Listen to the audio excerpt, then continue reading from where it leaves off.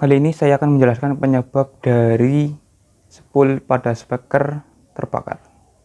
Mau tahu apa penyebabnya? Simak terus.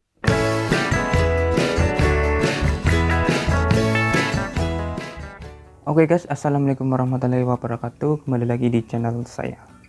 Oke, pada video kali ini saya akan menjelaskan penyebab dari spool pada speaker sering terbakar dan cara mengatasinya.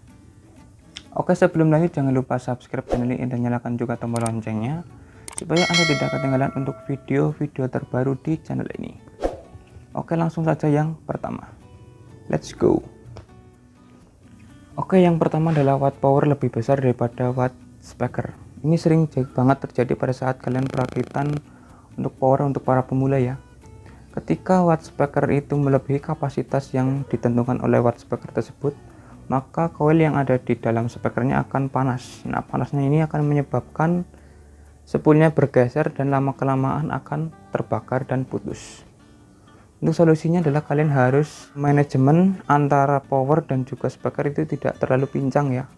Misal kalian menggunakan power yang 150 watt, kalian gunakan minim adalah 100 hingga 200 watt untuk daya dari speakernya. Nah, jika wattnya terlalu besar di speakernya, maka powernya akan kalah dan akan kena di transistor finalnya. Oke, lanjut yang kedua.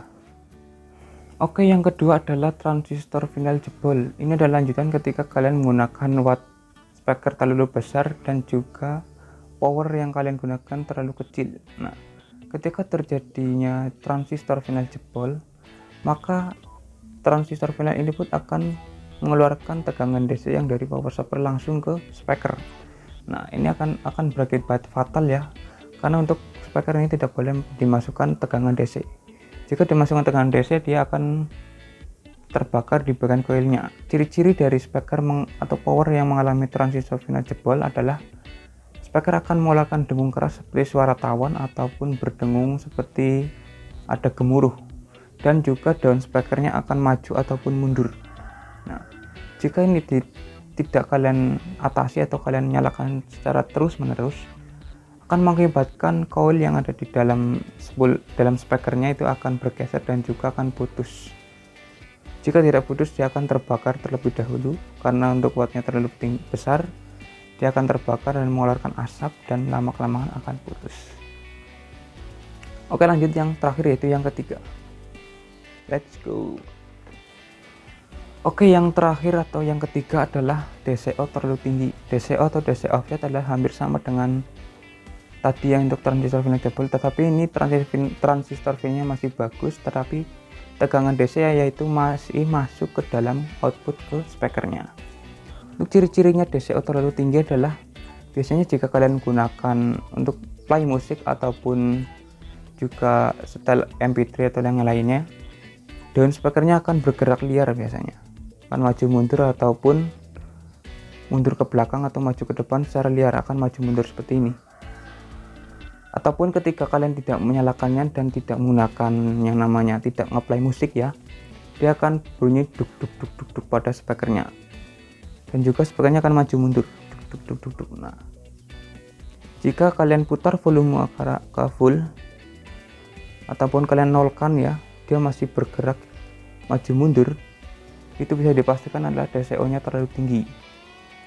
Jika untuk DCO terlalu tinggi dan juga tidak kalian turunkan nilai DCO nya, maka lama-kelamaan akan seperti yang nomor 2 tadi saya sebutkan, yaitu akan spool yang dari speakernya akan lama-lama terbakar karena dia dimasukkan tegangan DC. Nah, tegangan DC ini tidak boleh masuk ke dalam speaker ya. Jika akan masuk, dia akan menjadi medan magnet yang ada di dalam speakernya. Makanya oleh karena itu spool atau speaker yang memasukkan tegangan DC daun speakernya akan maju ataupun mundur. Nah, untuk tegangan DCO ini tidak selalu masuk ya, kadang masuk kadang tidak. Jadi speakernya akan maju mundur dan bergerak liar seperti speaker rusak ya. Jadi daun speakernya akan maju mundur tidak jelas karena tegangan DC nya masuk.